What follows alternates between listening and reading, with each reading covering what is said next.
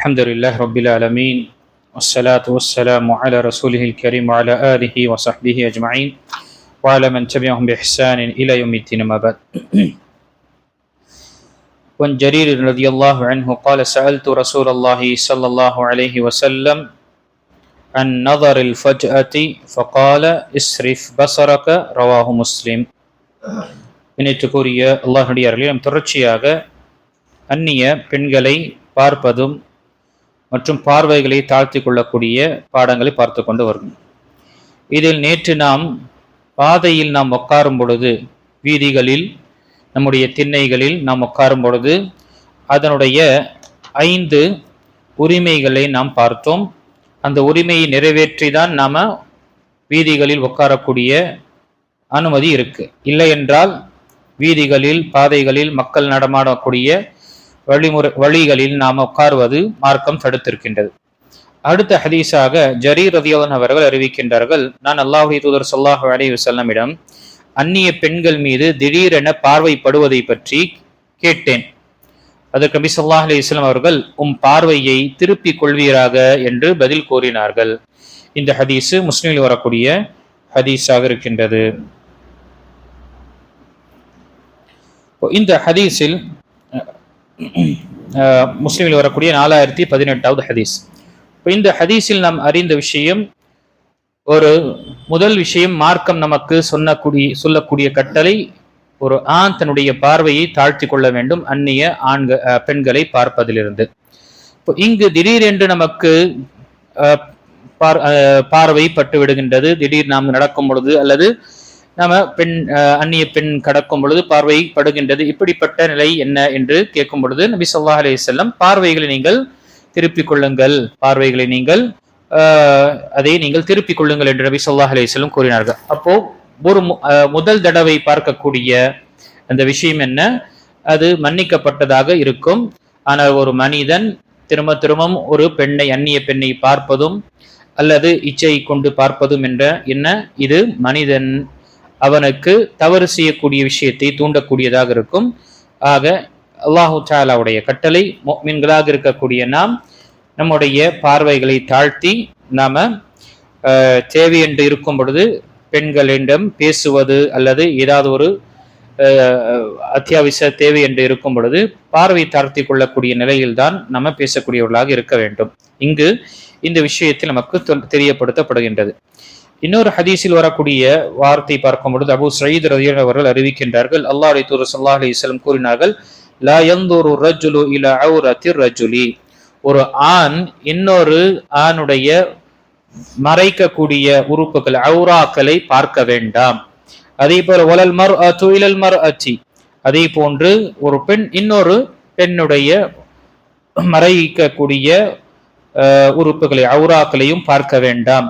ولا يفضي الرجل الى رجل في ثوب واحد, அதே போல ஒரு 2 ஆண்கள் ஒரு போர்வையில் அவர்கள் அதை போர்த்தி கொள்ள வேண்டாம். ولا تفضي المرأة الى المرأة في الثوب الواحد, அதே போல ஒரு போர்வையில் ஒரு பெண் இன்னொரு பெண்ணுடன் இருக்க போர்த்தி கொள்ள வேண்டாம் என்று நபி ஸல்லல்லாஹு அலைஹி வஸல்லம் கூறுகின்றார். இந்த ஹதீஸும் முஸ்லிமில் வரக்கூடிய 512வது ஹதீஸாக இருக்கிறது. இப்போ இங்கு ஒரு ஆண் இன்னொரு ஆணுடைய மறை உறுப்புகளை பார்ப்பது என்பது என்ன, இது ஹராமாக இருக்கின்ற, தடை செய்யப்பட்டதாக இருக்கின்றது. மனிதனுடைய உறுப்புகள் மறைக்கக்கூடியது என்று பார்க்கும் பொழுது நமக்கு நம்முடைய தொப்புளிலிருந்து நம்முடைய முழங்கால் வரை மறைக்கக்கூடியது, முழுமையாக இந்த மறைக்கக்கூடிய இந்த உறுப்புகள். இந்த விஷயத்தை ஒரு ஆண் அதை இன்னொரு ஆணுடைய இந்த அவுராக்களை பார்ப்பது மார்க்கம் தடுத்திருக்கின்றது. அதே போல பெண்ணுடைய விஷயத்திலும் பெண்ணானவள் தன்னுடைய உடலை மறைக்கக்கூடியவளாக இருப்பாள். அந்த நேரத்தில் ஒரு பெண்ணு தானே என்று அவள் என்ன ஆக முடியாது, நிர்வாணமாகவோ அல்லது அதை அலட்சியப்படுத்த முடியாது. மாறாக அவளும் என்ன, இதை மறைக்கக்கூடியவளாக இருக்க வேண்டும். அதே போல பார்க்கக்கூடியவரும் என்ன, இந்த விஷயத்தை கவனம் கொள்ள வேண்டும். ஆணு தானே, என்ன ஆயிடப்போது, பெண்கள் தானே, பெண்களை பார்த்தா என்ன ஆகி போடும் என்ற விஷயங்களை இங்கு மார்க்க நமக்கு என்ன செய்கின்றது, தடை செய்கின்றது. என்ன இருந்தாலும் அவுரா என்று சொல்லக்கூடிய விஷயங்கள், மறைக்கக்கூடிய விஷயங்கள், அது யாருக்கு முன்னால் இருந்தாலும் சரி, ஆண்களுக்கு முன்னாலும் பெண்களுக்கு முன்னால் இருக்கும் பொழுது இது மறைக்கக்கூடிய விஷயமாக இருக்கின்றது. இது ரொம்ப அலட்சியமாக நாம இப்ப இருக்கக்கூடிய காலத்துல பார்க்கலாம். அவசியம் என்று வரும் பொழுது சிகிச்சைக்காக ஆபரேஷனுடைய விஷயமோ அல்லது ஏதோ ஒரு சிகிச்சை ட்ரீட்மெண்ட்டுக்காக என்று இருக்கும் பொழுது அந்த மாதிரி விஷயத்தில் அவர் என்ன செய்ய முடியும், ஆணுடைய ஔராக்களை அத்தியாவசியம் என்று இருக்கும் பொழுது அதை தேவையான அளவுக்கு சிகிச்சைக்காக அதை பார்ப்பதோ அல்லது அதை சிகிச்சை செய்வது என்று அனுமதிக்கப்பட்டது. அதே போல பெண்களுக்கும் இந்த ஒரு விஷயத்தை நாம் நினைவு கொள்ள வேண்டும். நாம குறிப்பாக பெண்களை நாம் கொண்டு போகும் பொழுது மருத்துவத்திற்கோ அல்லது மருத்துவமனைக்கு நாம் கொண்டு செல்லும் பொழுது அங்கு ஒரு ஆண் டாக்டர் இருக்கின்றார் என்றால் மனைவிக்கு வேற யாரும் இல்லாத ஒரு சூழ்நிலையில் நம்முடைய மகளாக இருக்கட்டும், சகோதரியாக இருக்கட்டும், தாயாக இருக்கட்டும் அல்லது நம்முடைய மனைவி ஆக இருக்கட்டும், பெண்களுக்கு நாம் கொண்டு செல்லும் பொழுது ஆண் மருத்துவர் இருக்கும் பொழுது நாம் அவங்க கூட இருக்கணும். இது ரொம்ப நம்ம சில நேரத்தில் அலட்சியமாக இருக்கு. அவங்க கூட இருப்பதும் அதே போல அவங்க எது வரைக்கும் அது சிகிச்சையுடைய அல்லது டெஸ்டிங் எது முடியலையோ அவங்க கூட தான் இருக்க வேண்டும். மருத்துவர்கள் அல்லது கிளினிக்னா செய்வாங்க, கொஞ்சம் நீங்க வெளியேறுங்க என்ற விஷயங்கள் தெரியும். அங்க ஆண்கள் என்று இருந்தால் நம்முடைய பெண்களை நாம தனியாக விடக்கூடாது. அது என்ன ஆகிடும், தனிமையில் சந்திக்கக்கூடிய நிலையாகும். இதுவும் ஹராமானது. பிறகு என்ன சூழ்நிலை ஏற்படும் என்றும் நமக்கு தெரியாது.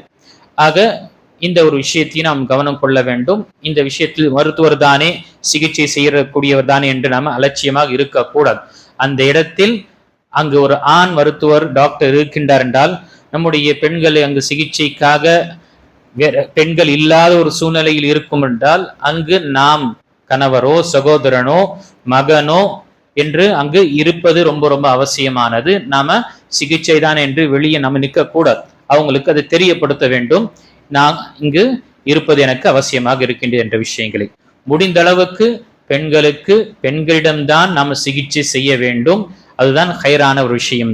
இல்லாத பட்சத்தில் அது கடைசி என்று இருக்கும் பொழுது அது மார்க் நமக்கு அனுமதிக்கின்றது. அதுவும் நாம் மெஹரமாக இருக்கக்கூடியவர்கள் அவர்களுடன் இருப்பது நமக்கு மார்க்கம் நமக்கு வலியுறுத்திருக்கின்றது. இப்போ இங்கு இந்த விஷயத்தில் ஆண்களுடைய விஷயங்கள் பார்க்கும் பொழுது அவர்கள் தன்னுடைய தொப்புள் இருந்து தன்னுடைய முழங்கால் வரை அவர்கள் முட்டியை மறைத்து விட்டார் என்றால் அதுவும் போதுமானதாக இருக்கும். ஏனென்றால் அந்த காலத்தில் மேலாடை அணியக்கூடிய ஒரு சூழ்நிலை ஏற்படவில்லை, ரொம்ப குறைவாக தான் இருந்தது. அதனால் அது ஔராவாக மார்பு தென்படக்கூடிய வெளிப்படக்கூடிய நிலை இருக்கும் பொழுது ஆண்களுக்கு அது எந்த ஒரு குற்றம் கிடையாது. ஆனால் இந்த தொப்புளிலிருந்து நம்முடைய முழங்கால் வரை மறைப்பது என்பது இது கடமையான ஒரு ஒன்றாக இருக்கின்றது. இது நம்முடைய உறுப்புகளை மறைக்கக்கூடிய விஷயம். இதனால நம்ம என்ன நினைத்து கொள்ள முடியாது, இப்படியே நிலையில தொழுது கொள்ளலாம். இப்படியும் சில என்ன செய்யறாங்க, ஆதாரத்தை கொள்றாங்க.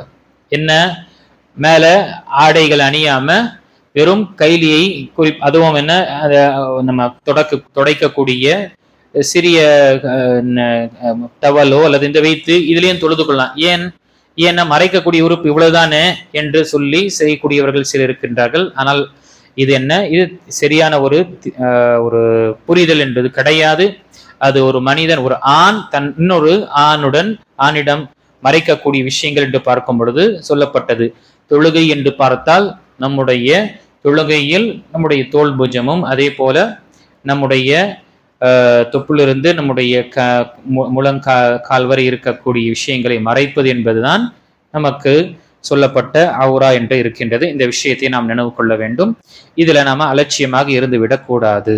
அல்லாஹு தஆலா தடை செய்யப்பட்ட விஷயத்திலிருந்து நம்மை முற்றிலுமாக நாம் தவிர்த்து கொண்டு அல்லாஹு தஆலா நமக்கு கட்டளையிட்ட விஷயங்களை செய்யக்கூடியவர்களாக அல்லாஹ் நம்மை ஆக்கியல்வானாக. ஆமீன். வாஹிரு தவானா அல்ஹம்துலில்லாஹி ரப்பில் ஆலமீன்.